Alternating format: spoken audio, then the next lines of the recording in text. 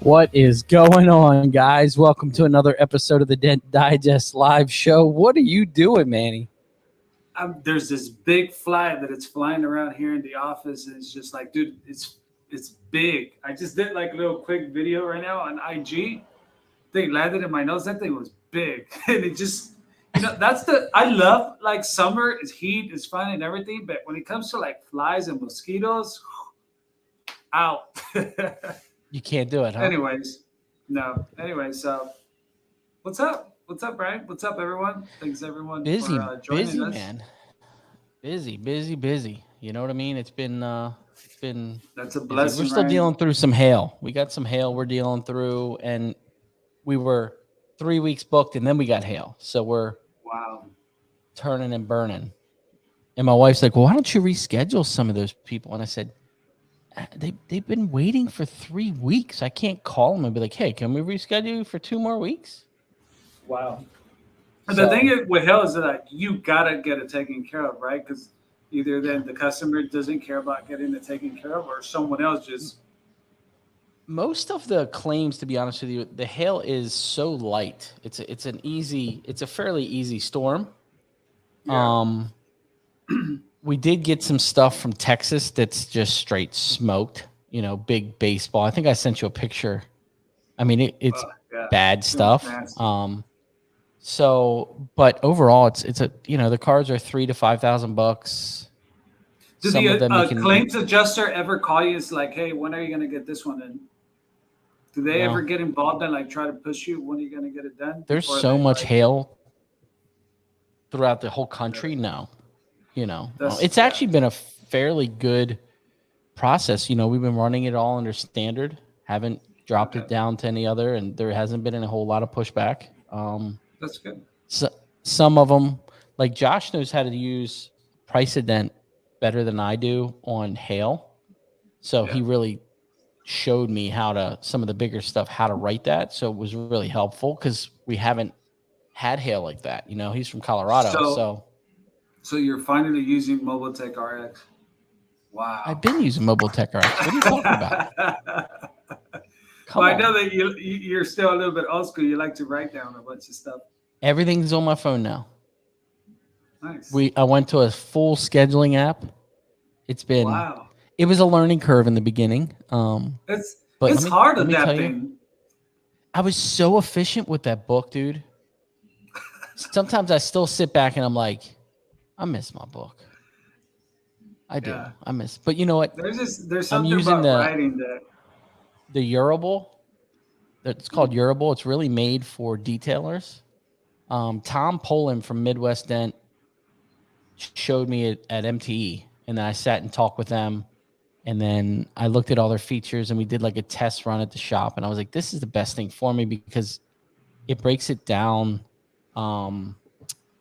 like colors. So like you can modify it to where, okay, PPF, like this is our schedule. See how it's all color coded? Oh, yeah. So it shows like PPF, it shows tint, it shows detailing, it shows ceramics. So it's nice to have it broken down because I know, okay, orange is dent repair, red is mobile dent repair. Just really quick look. And it alerts all the guys. So the guys have That's it cool. Too. Oh, and they so know you exactly can link them to everyone.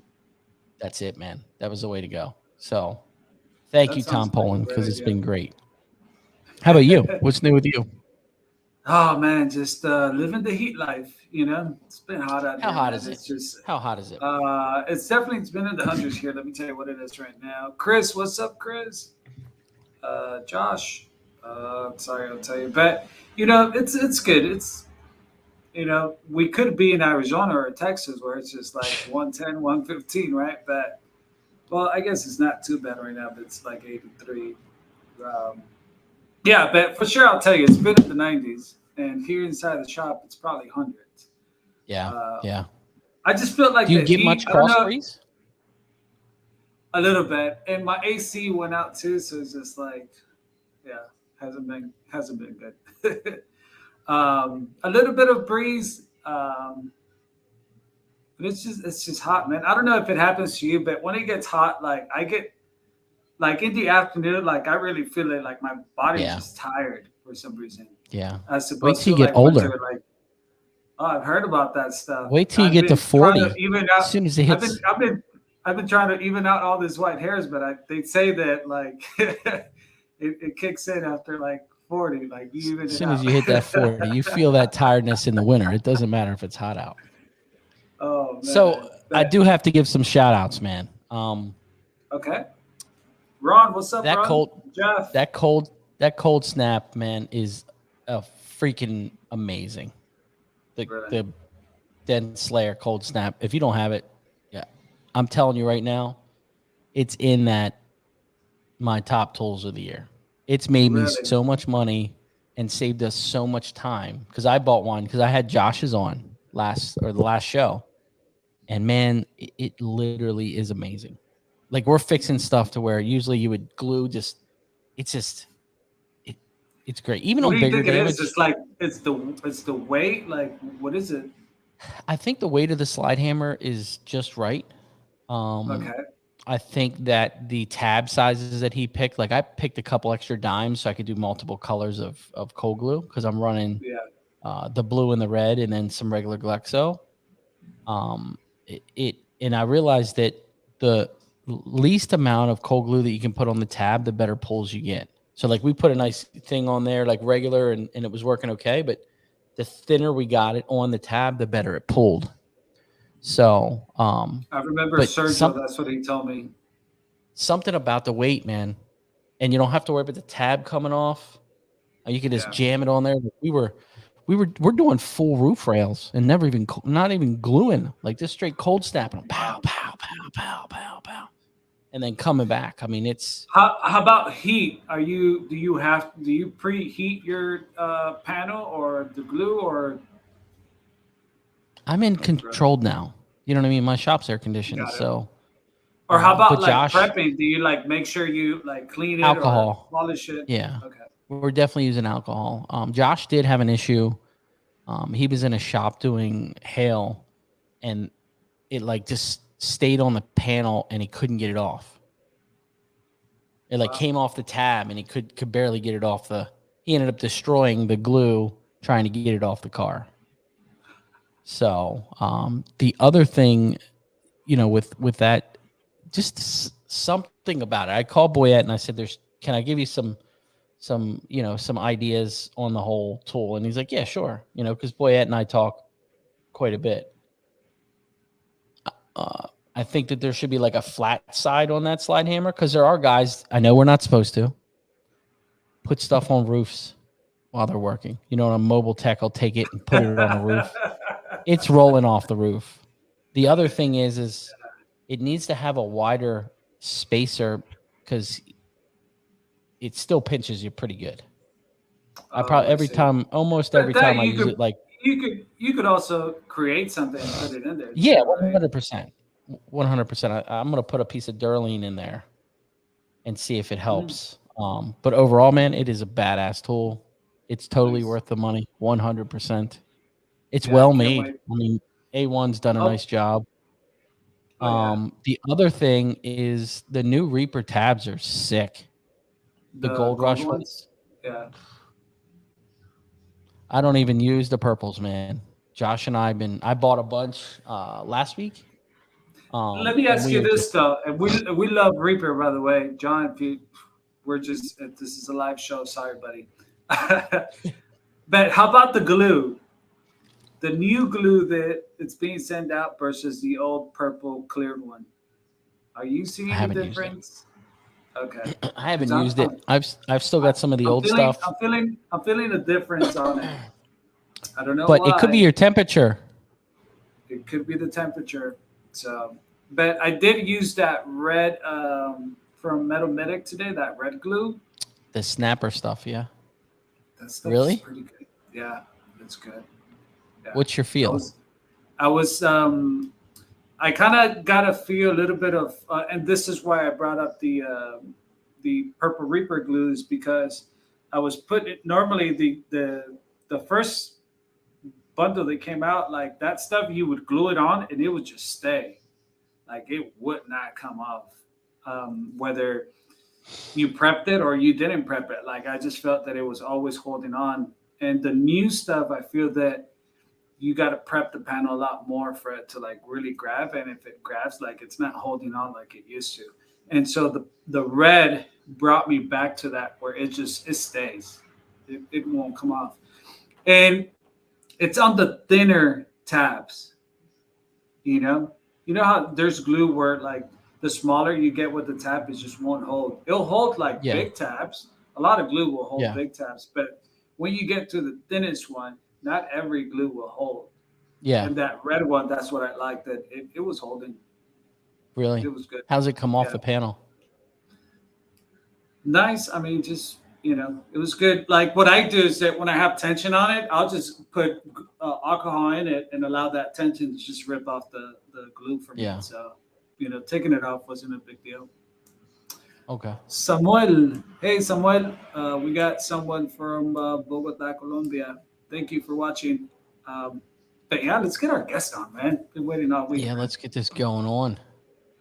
And it's a funny thing is I laughed today because I was looking at his Instagram and he's the employee of the month. So I laughed at that. That was really good. And my guys, we were at lunch and my guys were like, when am I going to be employee of the month? When am I going to be employee of the month? I was like, you guys have to work to become employee of the month. Yeah, that let's get him on. When I saw his video. What's up, Mark? What's up, fellas? There he is, employee of the month. Hey, Mark. Yeah, that was funny. It was that was funny. Tough to earn it. But, yeah, got it yet again this month. That's good. That's good. Congratulations. So, hope that comes out with like a big dinner plate or something. Big treat. Yeah. Or bonus. Well, I got some tickets to a concert this weekend. That was. Yeah, the company gifted me those. Nice. That's awesome. But what happens after that is like they bring you back and they want you to just double up those numbers too. I know. You can't stay stagnant if you want to get that every month. So I can't be aiming for it this month and trying to hit the same numbers I got last month. Yeah. Your boss kind of really a pushes double-edged sword. Yeah. Your boss is hard on me. I saw that video today and I was like cracking up, man. I was like, that is so funny. Yeah. Well, thanks for coming on, man. Can't wait to hear your story. Go ahead, Ryan. Let's get into you a little bit. Where are you from? What's the name of your company? And then what did you do before Paintless Dent Repair? All right. So originally, I come from a little town in Illinois called Sterling, just small, like rural farm town, and not a whole lot going on there.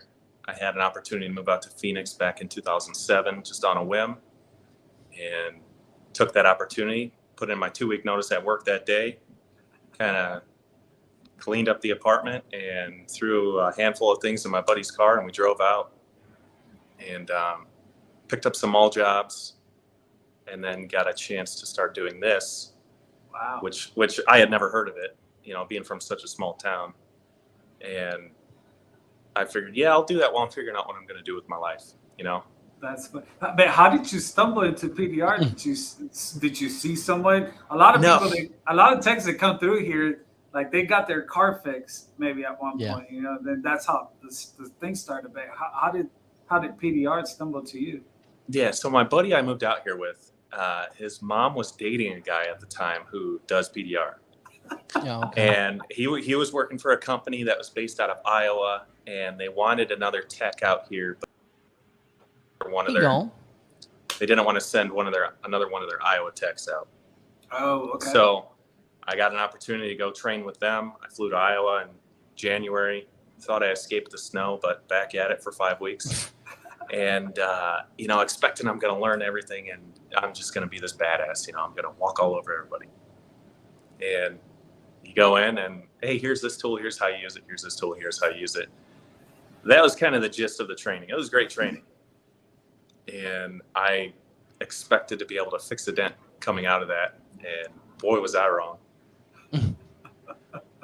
How long was the training? I was up there for 5 weeks, and Man, it was probably 6 months before I was able to like bill out a door ding. Wow. Yeah. So Yeah. you went back to Phoenix and you're all on your own, or do you still have to go through training after you come back? So they put me up at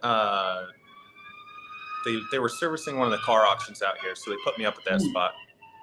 Okay. And it was basically go out there, grab a car, practice on it.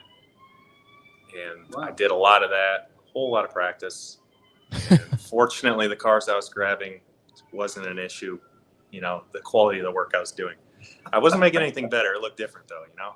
Yeah. Yeah. Looking Yeah. back, are you like, man, like, I don't know what I did with that stuff, or like, Dude, honestly, looking back, I'm like, why did it take me so long to pick this up?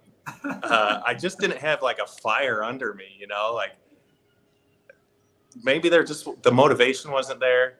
There should have been motivation there because I was getting paid dirt, you know? yeah. Yeah. But yeah, eventually something clicked and I kind of figured things out, I'd like to say. What was the name of the company that you were working for? So the company out of Iowa is Dent Eliminators. I think they're still Okay. around. They're out of Des Moines. Okay. And then, yeah, so I worked with them for a year or two. Okay. Okay. And then you worked at the auction throughout the whole time, or?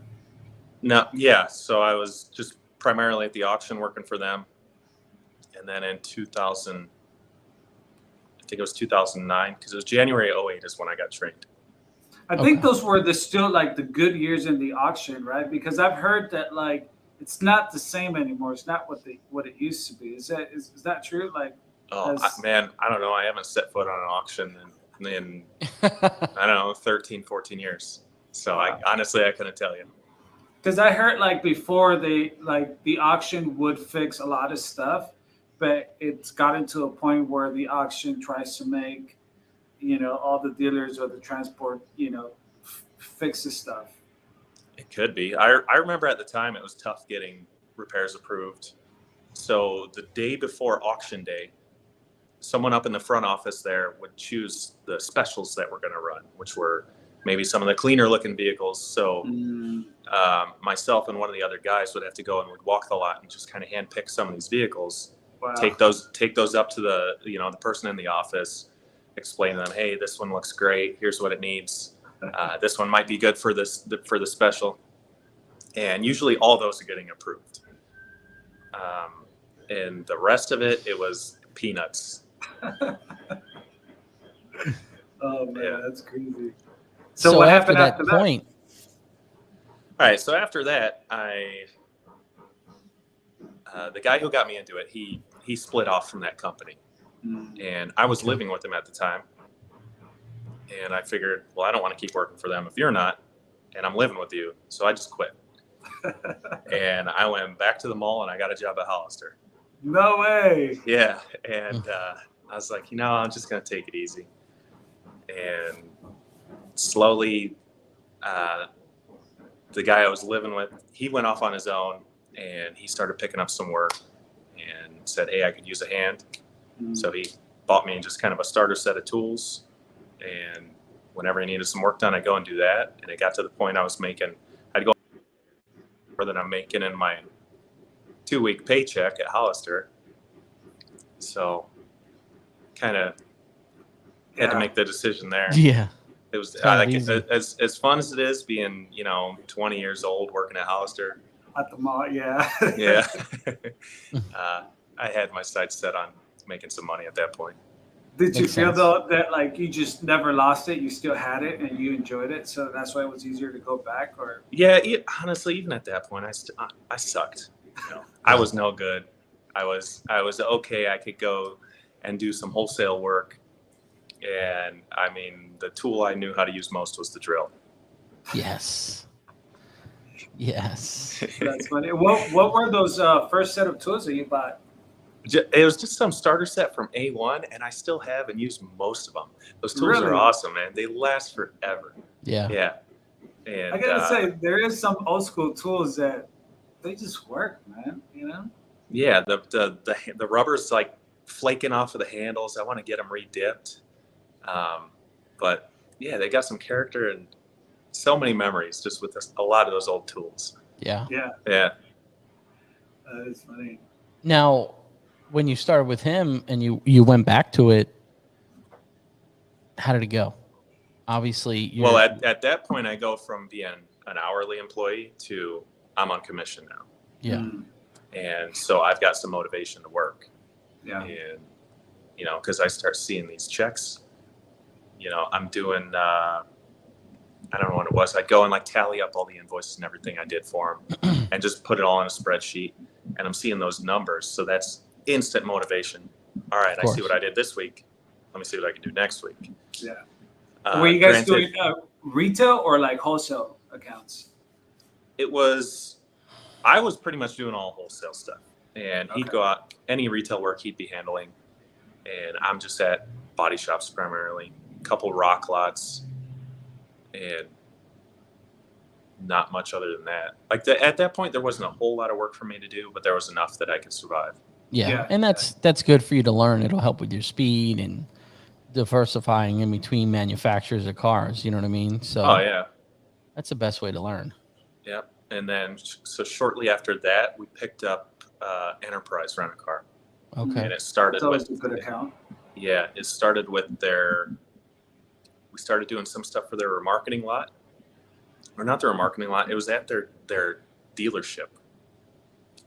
So we started doing some stuff at the dealership, and then we picked up the airport lot, Wow. and then pretty much every branch in town, and then the remarketing lot.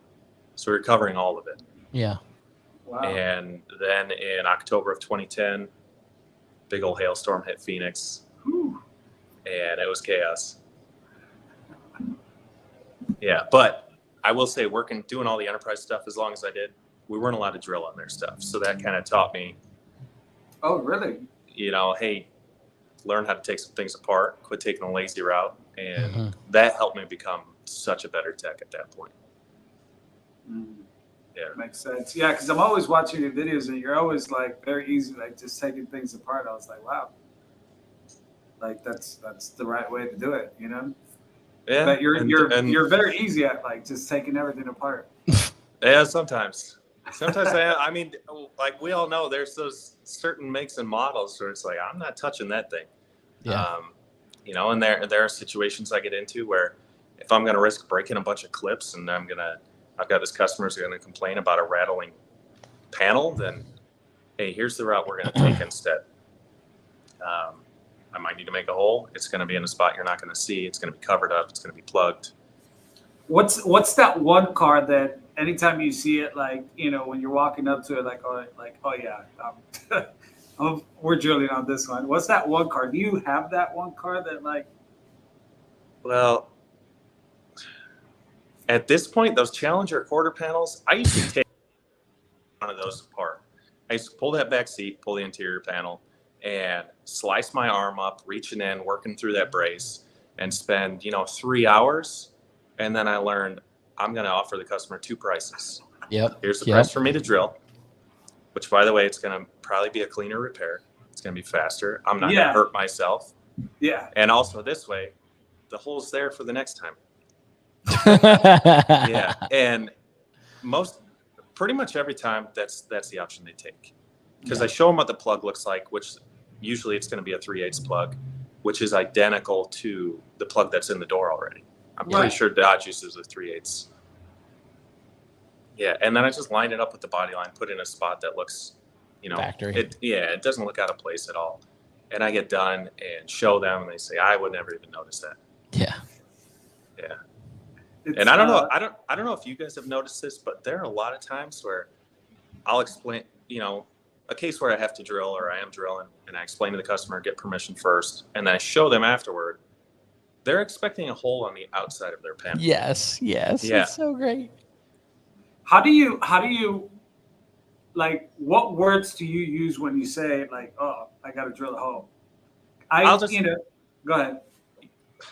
Typically I just explain to them like, hey, even if I take some stuff apart on this panel, it's not going to give me the right angle that I can work and, provide a clean repair. Here's what I'm going to need to do to make that possible. And I don't think I've ever had any pushback on it. And there are other times where I tell them, I just want to get your permission right now as a last resort. I may not need to. And I may just get the permission just in case, you know. Yeah. It was funny because earlier in the week, you know, I use incision when I talk about like making a hole. And someone was making fun of me. He's like, incision, why do you use? I just find it that incision is like, it sounds less overwhelming than saying like, oh, I'm gonna have to make a hole in your door, you know, or the pattern, you know. I always try to stay away from drill because that really scares them. I'm always like, we need to manufacture a hole. I like that manufacture. Because when you say drill, people freak out. They're like, drill? You're gonna drill into my car? You know, they just. Yeah. So if we have to, you know, manufacture an access hole.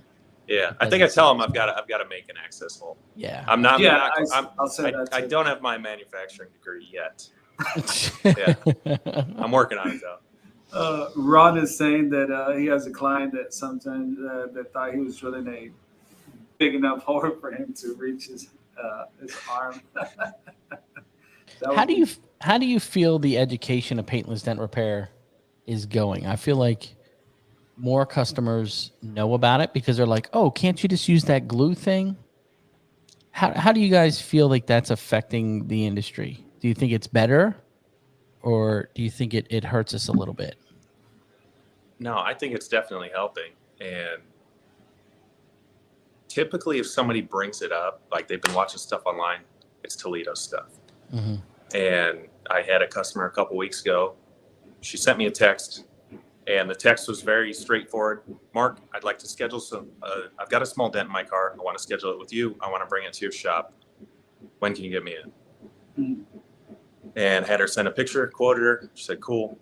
Came in, fixed the car. It was on like a Lexus NX quarter panel. So I pulled the striker, is it the striker? And just swiveled it up, used the hole there. And went back up and grabbed her. And as we're walking back out to the vehicle, she says, did you need to drill a hole? And I said, no.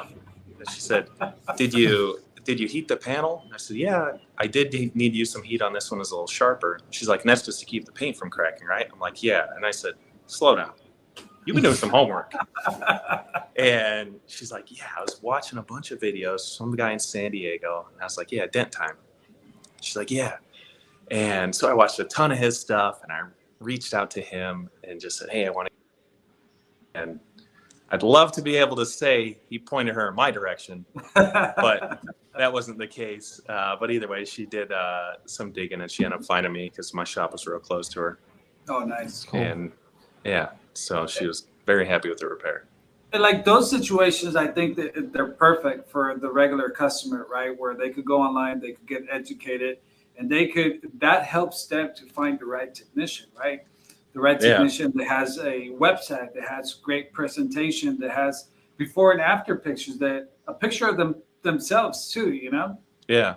Because there are so many companies out there who do paintless dent repair. You don't even know what the tech looks like, right? Yeah, exactly. Or maybe it looks like it's a whole team of people when it's one person. Yeah, but you also have those other clients where they're just, you know, they research, and the questions that they come in with is just like, whoa, like slow it down. Are you talking about like the YouTube, you know, dry ice video researchers?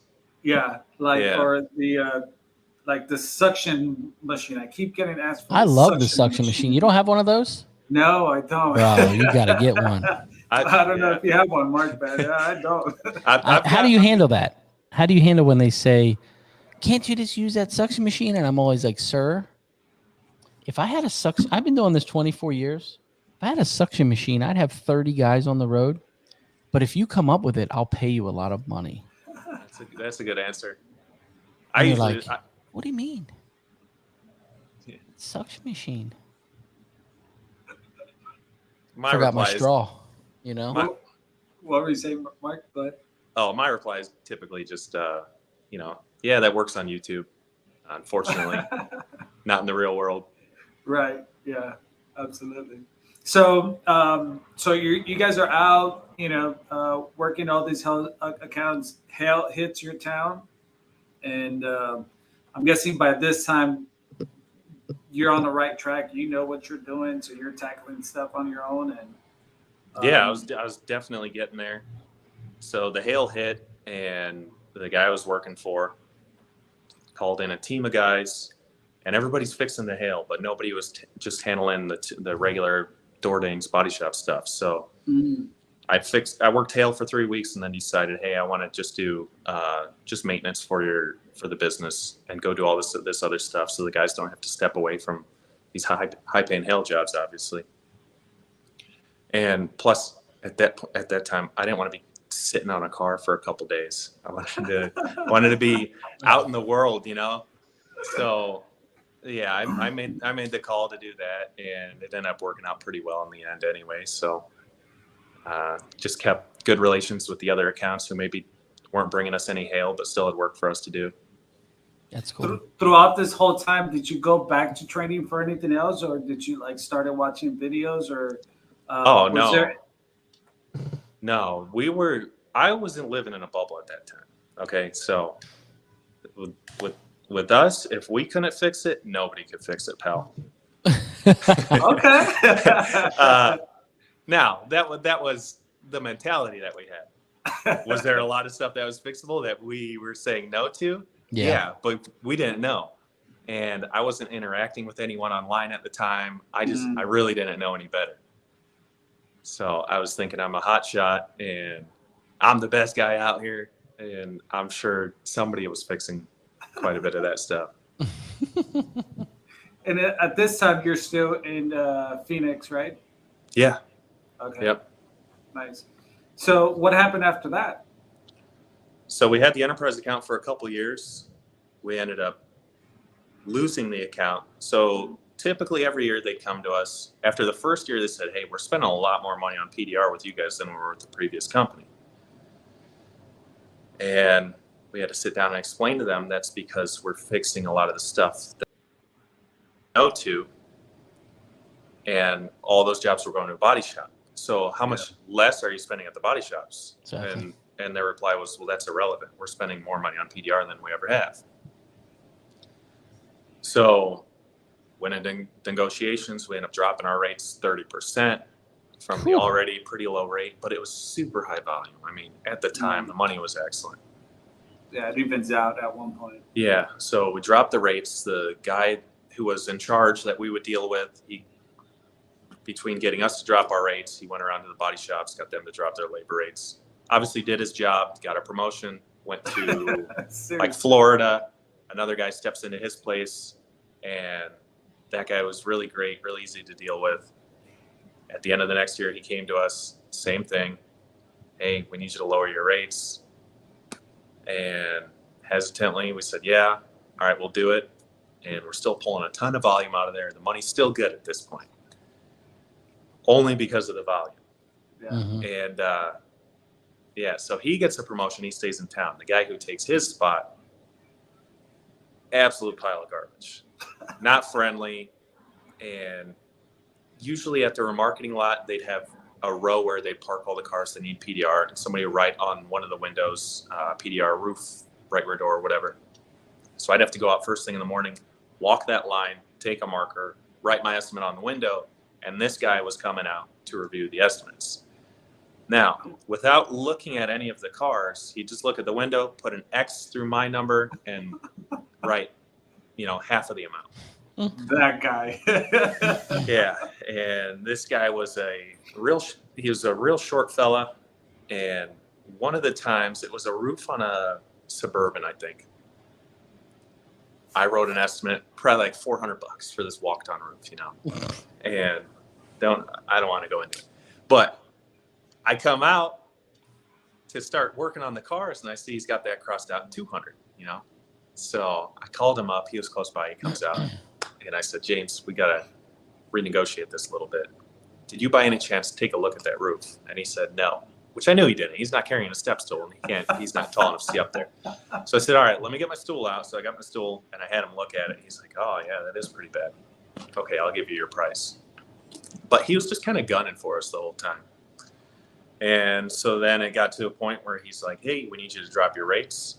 And I was kind of probably more involved with the business side at that point than I should have been. I should have maybe just stuck with more of a tech side. And I made the call to put my foot down and say, no, I can't continue to do work for less than I'm doing it and still feel good about what I'm doing. Yeah. And his reply was, all right, well, even if you did say yes, we had somebody who was ready to undercut. Oh, So I'm like, damn. that guy. Yeah, so I was salty for a while over that. And that was like 90% of my income gone, just washed away, which was tough. And at that point, I made the decision to step out of that company and stepped away from PDR because I didn't have a family. I didn't have anybody to take care of at the time. One of the other guys did, and I just figured I'd rather see him get most of the work and be able to provide for his family. Yeah. So what did I do? I went and I got a job with a bathroom remodeling company that my brother was working for, and I was doing demo. And man, I loved that job. That's cool. Got to break stuff. How old were you then, and what year was this? This was in, so this would have been beginning of 2013. Wow. Yeah, beginning of 2013. And then, so I had all my tools still. And during the week, I had all my, like demo remodeling tools in the back of my truck. And on the weekend, I'd throw my PDR tools in there and I'd go like specialty used car dealer who just insisted I keep servicing them regardless. Yeah. That's So cool. they were the one that's just always stuck around. That's cool. And so after about 5 months working with the bathroom remodeling company, he grew way too fast and ended up having to hire a bunch of installers. He couldn't just kind of vet them properly because he's having to hire them so fast, and things start going south with the business.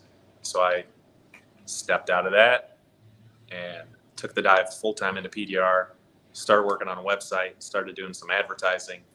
Wow. And just picking up whatever scraps anyone was leaving out there. How did you pick out your business name? So that was it's more of just like the leave no trace philosophy when you go camping or something, like leave no trace that you were ever out there. And I was like, that sounds kind of cool. Like LNT, that flows really well. I'm going to go with that. Cause I had a couple different names. I was going to go like Major League Dent Repair and have like a baseball uniform, I was like, oh, maybe I could be minor league, and then I even thought the King of the Ding, and I could have a big belt, but I looked that up and some dude in Texas already had that. I'm like, well, I can't be the King of the Ding. So I just figured I'll start with LNT, and if something better comes along, I'll switch over to that. But this is just kind of stuck. That's cool. Yeah. Now, did you stay when you? I always when you ask opened that it? question. Sorry, Ryan. I was just gonna Go say I always ask that question because everyone always has a unique story to it, So yeah, no. Thanks for sharing. What were you saying, Ryan? Now, when you started that, did you were trying to pick up all the scraps? You had your couple little spots that you still had relationships with. So I had the one spot that I was still servicing. I chose not to go and approach any of the other shops that I previously did work at for the other company. Okay. Because I was still friends with that guy, and I still am today. Okay. Yeah. And That's I wasn't. Cool. The last thing I was trying to do was go step on his toes. Of course. So I didn't. I did still go and service some of his accounts for him as his employee, because typically I'm not wearing anything with any like logo or anything, nothing identifiable that I'm my own business. Yeah. Which is just kind of how I always like to do things. Yeah. And then as far as the scraps that were left, it was tough stuff, man. Yeah. And that's when everything flipped for me. I had no choice. I was paying my rent with a credit card at the time. I got to take on whatever I can for whatever price, If it's something, it's something. And it was around that time that I started kind of seeing Facebook groups and dent guys talking about dents and seeing some of these crazier repairs. And I had some customers. I remember specifically a Challenger customer, a Dodge Challenger.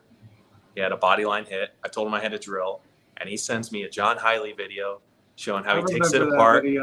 And I think John posted 2 videos about it. So this customer sends me both of those, and I watch it, and my eyes opened up, and I realized how much information is out there that I got to start collecting. So I went to the customer's house, fixed that.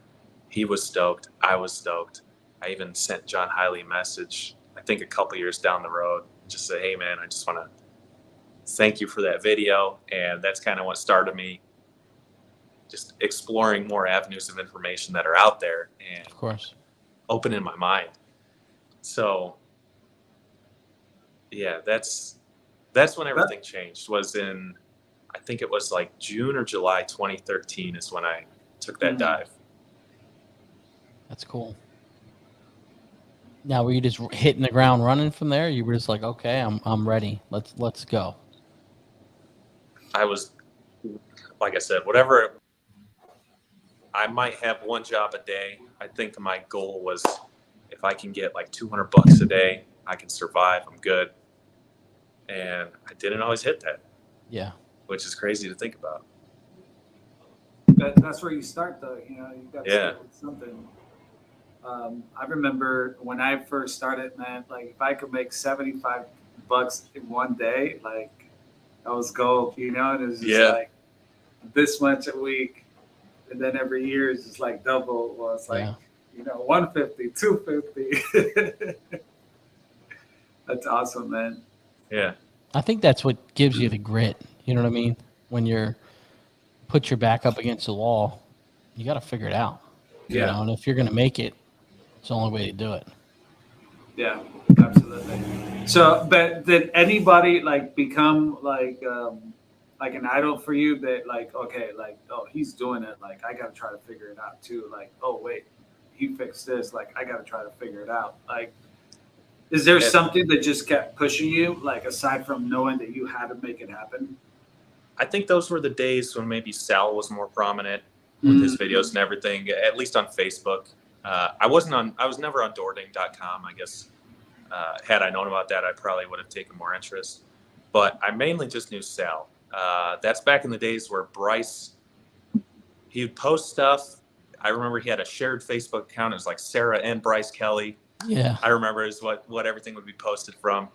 And I'd see those crazy repairs and I'm like, no way. Like, that's not even remotely possible. So I never really focused on those. Sal's was also doing crazy repairs, but the way he was explaining everything, it was like, all right, I can understand these philosophies. Yeah. And I think I kind of put him up on a pedestal for a few years, which is, it motivated me to get better. Okay. Yeah. That's awesome. So you started creating your own accounts, your own routes.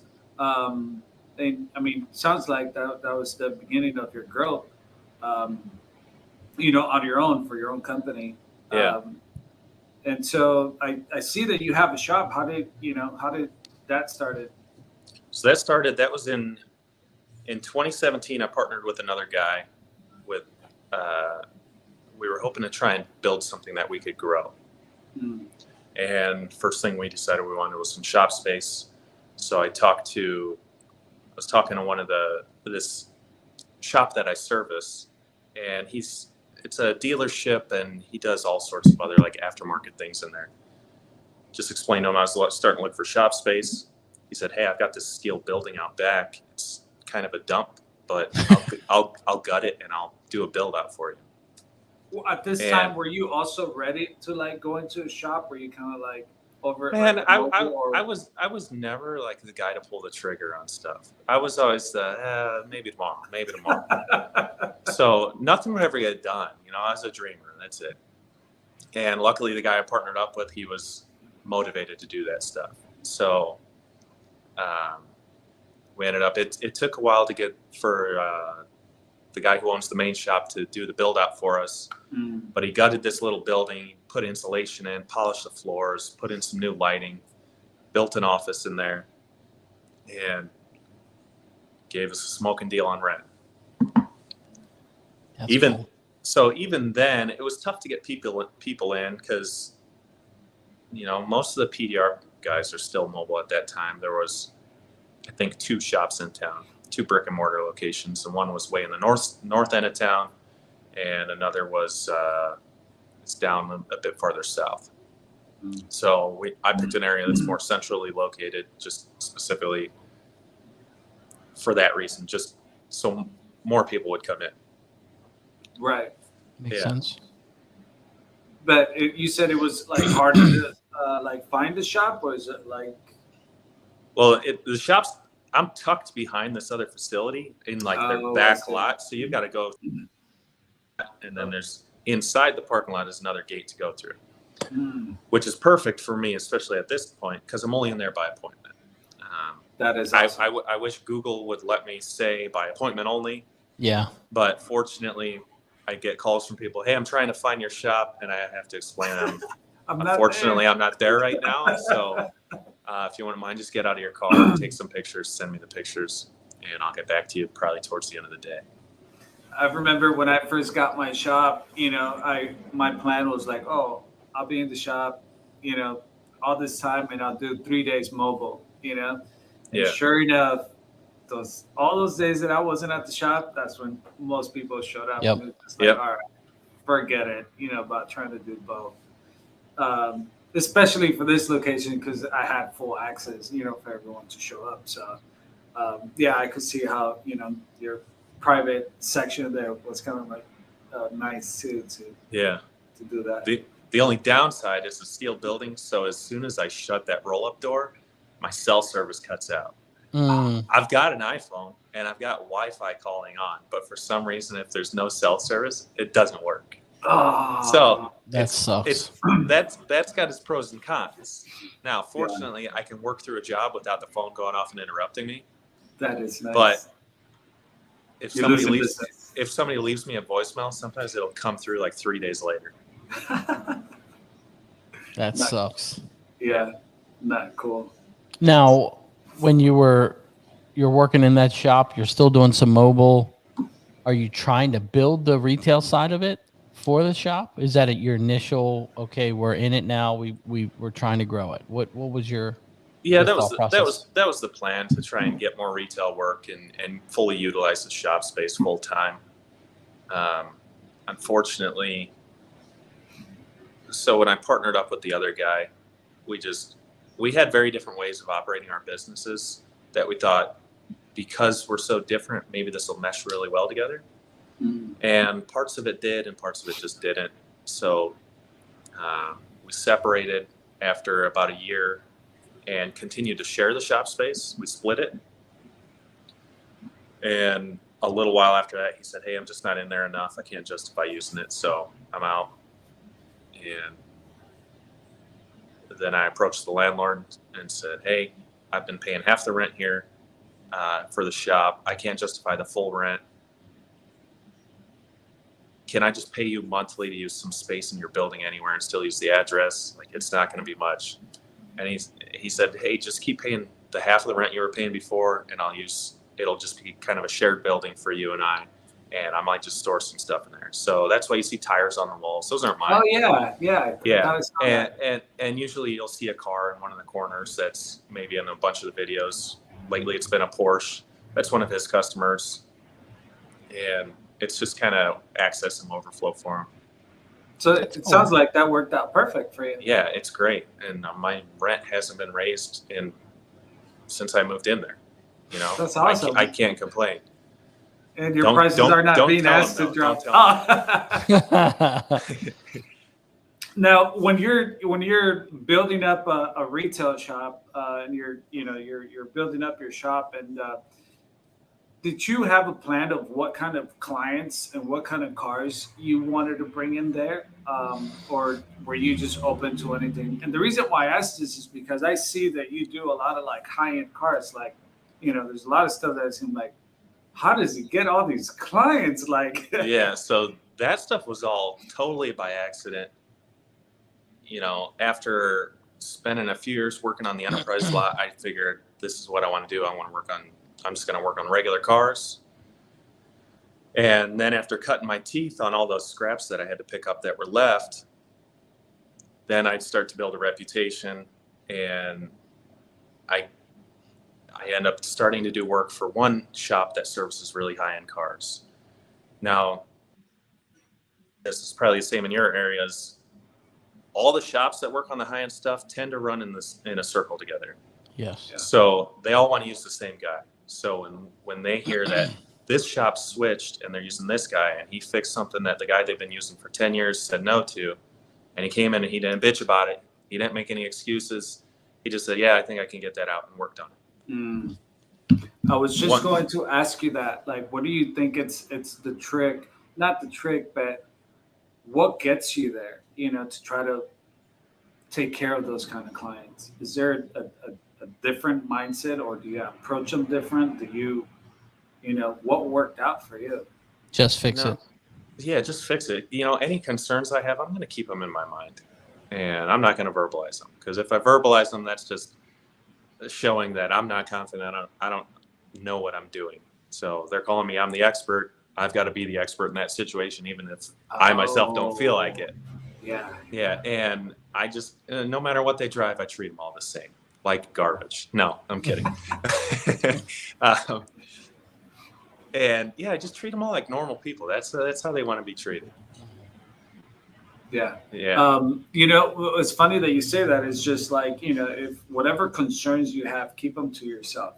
Yeah. I think that stood out for me from what you just said, because I did the opposite for a long time, and that got me in so much trouble. Yeah. And sometimes you're just sharing information with the client, right? So that they could or I used to think so that they could feel more confidence, but at the same time, I felt that I was scaring them away more, Yeah, exactly. But some of the complex stuff, I feel like you have to be transparent. Hey, this is definitely an option. The paint's fractured here, or, sometimes I feel like on some of the really difficult repairs, you have to be transparent. But I completely agree with you, Manny, on sometimes, hey, I got to heat this up. I got to glue. It could pull the paint. That's when they're like, so you're right on that too. Yeah. I think there are times where you do need to tell them, hey, you've got a Dodge. I've got a glue pull. And fortunately, we can all explain to people, hey, it's because Dodge uses that thick sealer. It doesn't like to flex. And once it cracks, it's going to release and pull straight to bare metal, which happened to me in front of a customer. After he gave me permission to drill, and I said, let me try glue pulling it first. on a tri-coat red Jeep Grand Cherokee. Mm-hmm. Oh. Yeah. But yeah, those are the times where I will explain to people. Yeah. And other than that, like on some of the big complex stuff, a lot of times I'll tell them, hey, here's how much it's going to be to fix this, and this is going to be for 85% or better. And it's coming out better than 85%. Yeah, I know that, but just in case, I like to have that little bit of wiggle room. Yeah, absolutely. In regards to the Dodge thing, when I first moved into the shop, one of my neighbors here, Dodge truck, crease, no big deal. Here I am trying to show off, right? Trying to sell my new neighbors. Decided to glue pull this thing, paint this bricks. I was like, yeah. One of the no warning with Dodge either. Ford, at least you'll see some fractures in it. And you're like, I better let off. Yeah.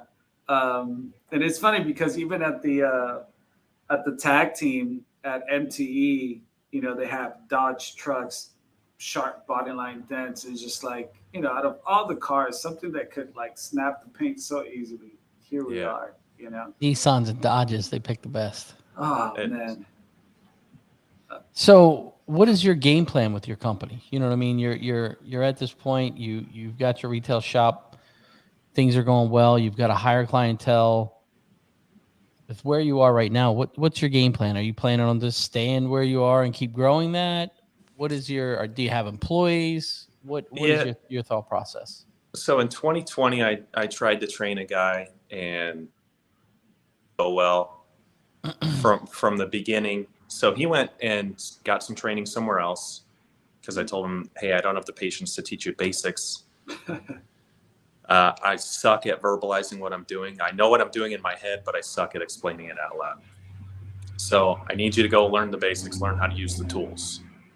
And he did, and unfortunately didn't, just had some really poor training and came back out. He'd see a high spot as a low spot and a low spot as a high spot. So he's cranking these spots that are already high, thinking they're lows, and he's smashing in these areas that are already super low. And I couldn't break that habit, and it was real frustrating. And then just listening to him tell me the whole time, I just want the money. I just want the money. I see the stuff you're working on. I see the money you're making. I just want the money. And I'm like, dude, you got to suffer for probably the first 3 years here. And even then, after that, it's not going to be easy. But you haven't seen what I've gone through. And I mean, at that time was like 12, 13 years. Mm-hmm. So you didn't see what I started with.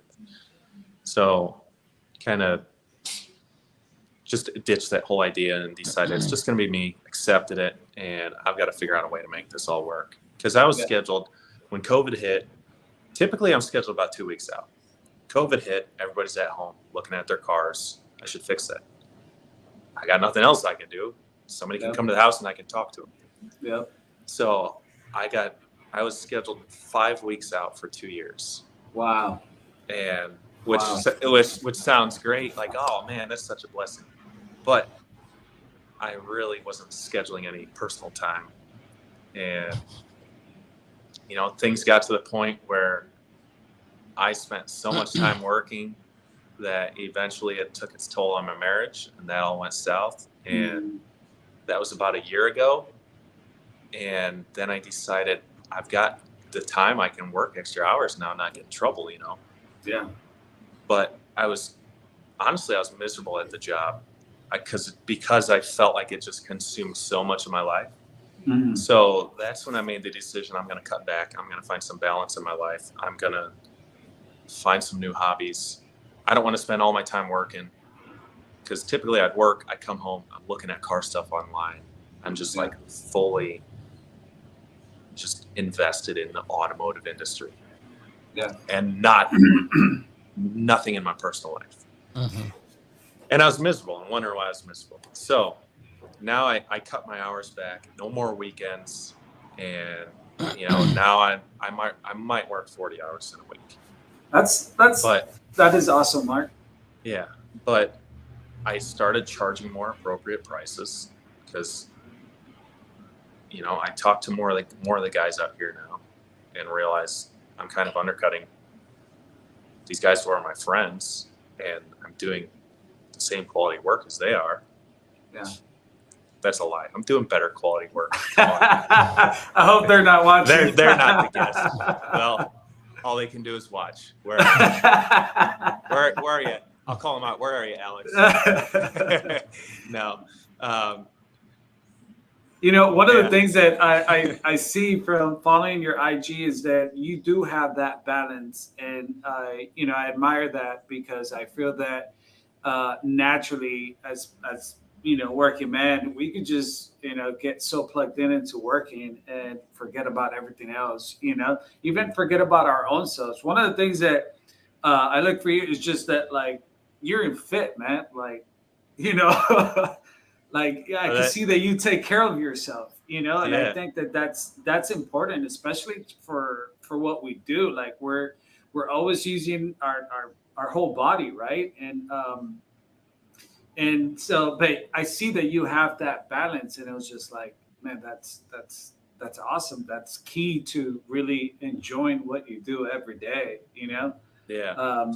When I first opened up the shop, I was doing it 6 days a week, but you get to that point where it's just like, you know, it's just like, you just want more and more and more and more, but like, for what? Yeah, exactly. Yeah. You, at one point, you have to like step back and like find that balance, right? Because it's important. So how important, now that you've gone through this transition, looking back, how important do you think are these things to you now? Or what is one key that what is one section that you've seen in your life, in your PDR journey, that like, hey guys, if you're not doing this, like, put time and effort into it, because you could be happier or enjoy life a lot more with what you're doing. So with cutting back,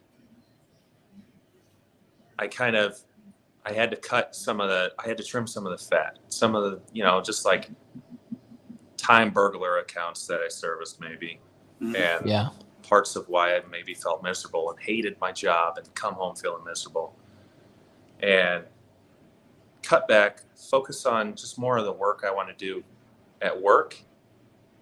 And at the end of the day, I still wasn't feeling whole necessarily, but now I had more time to focus on something that would kind of fill that void. So I started working out more, and I started eating better and just finding hobbies. And the biggest thing I did was I used to say no to everything. Any opportunity to do something, no, I could find an excuse. It was a terrible excuse, but I was full of excuses.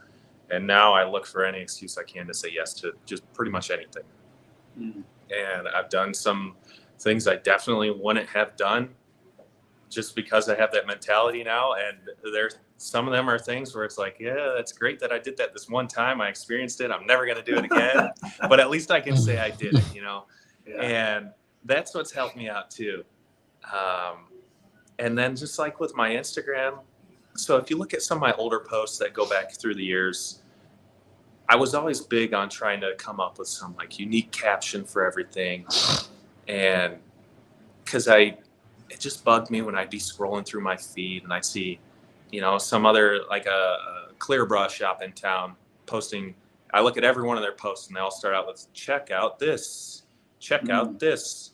It's like, yeah, kind of bored with that. So I'd spend like an hour coming up with this caption and try to be silly with it. And now I decided my company's me. I wear all the hats. So I'm going to post personal stuff on my business Instagram and business stuff on there, so people can see who's coming out to their house to work on their car.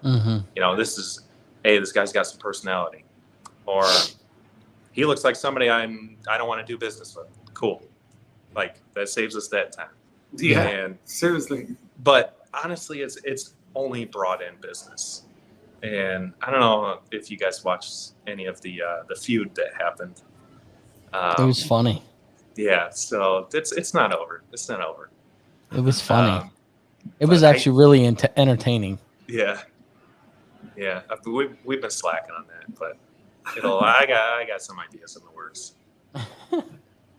Yeah, no, great stuff with all of that stuff, because I feel that at the end of the day, like you say, you are the face of your whole company, and if you're not showing your face, if you're not showing who you are, then you could only sell people so much. At one point, it's just like, just be you. Yeah, exactly. Something I was trying to, when Ryan was first building his shop, I'm like, come on, man, like I want to see all the details. I want to see everything that you're doing. Show us everything, like show us how of a mess the shop is, show us how you don't have no light. He was just like, no, there's a video coming, there's a picture coming. And he was always trying to just doing little teasers. Yeah, like he wanted always everything perfect, Yeah. And I was always giving him a hard time, and he's done a great job with that. But I think people want to see that. They want to see the face behind it. Yeah. I think that nowadays it's important because everyone could create good pictures, good videos, great content to advertise, but we've caught up to it we could see what's a commercial and what's not. Yeah. Keep it more organic, I think. That's my wife says. My wife always says, you got to be more organic. Just be organic. You're going to get more traffic. And I was like, I guess you're right. You know what I mean? So just keep it as raw as you can keep it and see what happens. You kind of have to, with social media, I feel like everything's different. You know what I mean? You look at Manny's social media to my social media to your social media, and I really think it's in your area. the different trends of what people like to watch or look at, or, you know, I don't think it's the same throughout the whole country. I think it's different per state or per area. Yeah. But I think you have to find out what works for you. Some people do better on Instagram. Some people do better on Facebook, you know, TikTok, OnlyFans, whatever works. There's got to be some dent guy on OnlyFans who's killing it. I'm sure. Manny's PDR. No, look at that face. Look at that face. There's this guy from Germany, I think he is. You look at his page, I follow him. It's like this guy just looks like a model, man. Like, you know, I think the guy's fit. He has white hair, white beard. Yep. I even did I can't find any repairs of his. Yeah, I think he does like small stuff, but one day I posted a picture of me, how I look pushing a dent, and a picture of him posting, man, just like, dude, this guy, like, he's just model type, you know? Yeah. So yeah, I'm sure someone's out there. Mark, are you planning on going to MTE? Which one though? The one in Either Florida? one. Either one. I've never been to the one in Florida. I went to the Vegas one the first year they had that. Oh wow, really? I different. might not. Florida's the shit. Yeah.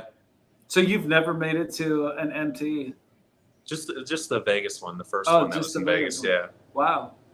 And you've been in the industry for so long, you got to come out. I know. You got to do Orlando. Orlando I guess that's one of the things that outside of work I should make a little time to do, because these days when I get home from work, anything car related, I'm not interested. And it's not really car related. It's kind of like this. You know, the best thing about MTE is all you do is talk. It's true. I'd rather just listen though. Hey, nothing wrong with that. I totally get it. Yeah, because I know how to do that these days. I didn't before. How? So you're in Arizona. How do you work around that heat? Oh, dude, it's like, yeah, it sucks, but your body gets used to it. And one of the keys is, so typically when I'm in my shop, I'm not in the shop all day. I'll schedule retail work out of there, and usually my retail jobs I'm scheduling first thing in the morning because I know I can guarantee that time, which is probably a stupid thing for me to do in the summer, because then I'm in the AC in the morning and I might be out in the heat in the day, and I haven't given my body that time to just like gradually get used to the heat as it warms up. So I'm going from AC to like the peak temperature of the day, just like that. But even then, like once you've lived out here, it's no biggie. So like this past weekend, I actually had to fly home to Illinois for the weekend. And dude, I was like shivering. It's like 85 degrees and I'm chilly and I'm shivering, and I bought a sweatshirt. Wow. Yeah. I saw the other day, it was like, I was still working here in the shop, and I saw your post. You're just like, you get home, just, jump in the pool. I was like, oh, dude, come on. Yeah. Why are you doing this to me? I'm over here hating this heat in the shop. It's just like, man, hey, it should be motivation for you. Seriously.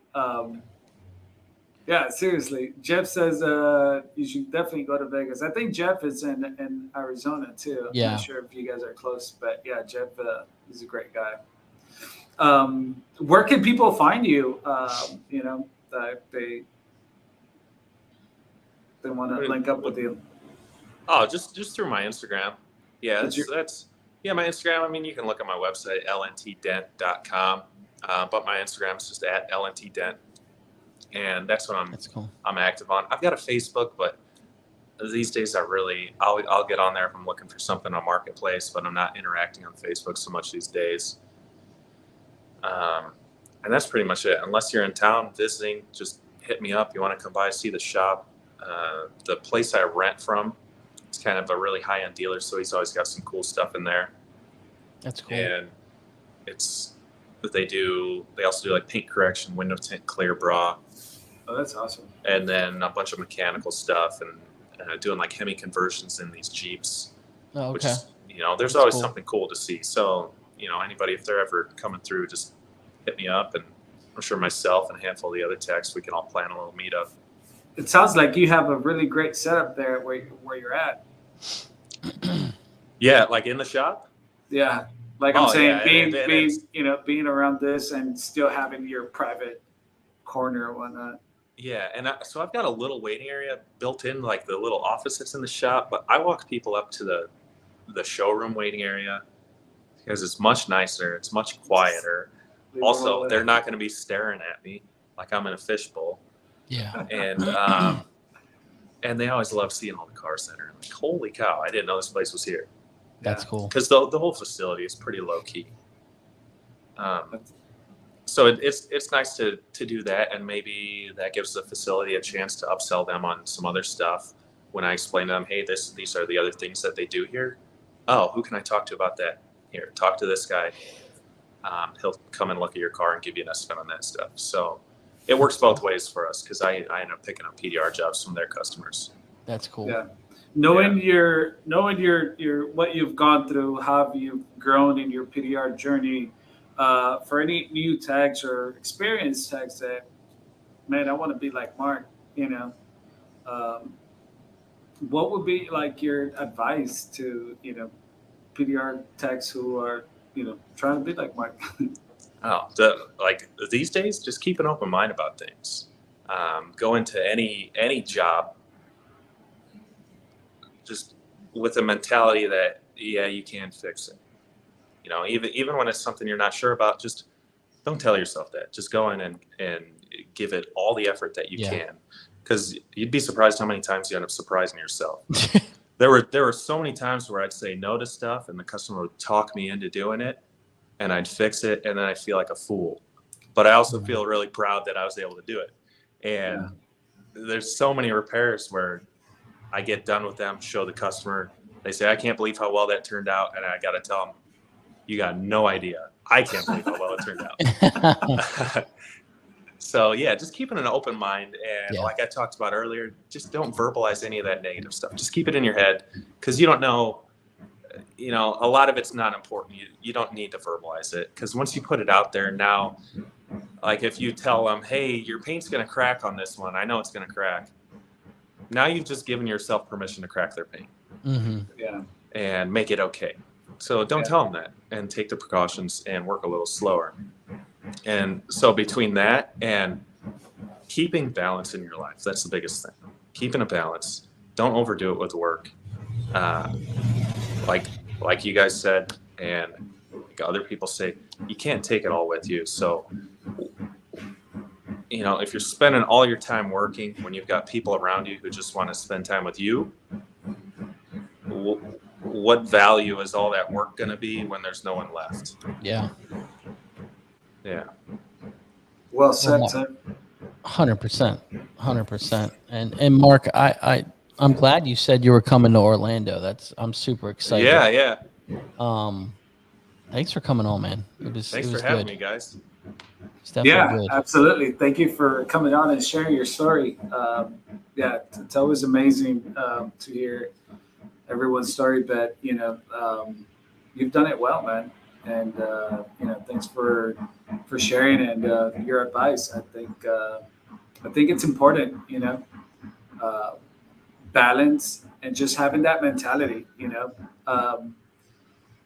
I was just thinking, it's just like any doctor for any major surgery, right? Like the chances of you dying are out there, but that's not what they're talking about. They're talking about how they're going to succeed in whatever the situation is, just focusing on the good things, the good things that are going to come out, and once you fill yourself with that, it's just like all the bad things that could happen, you forget about them, Yeah.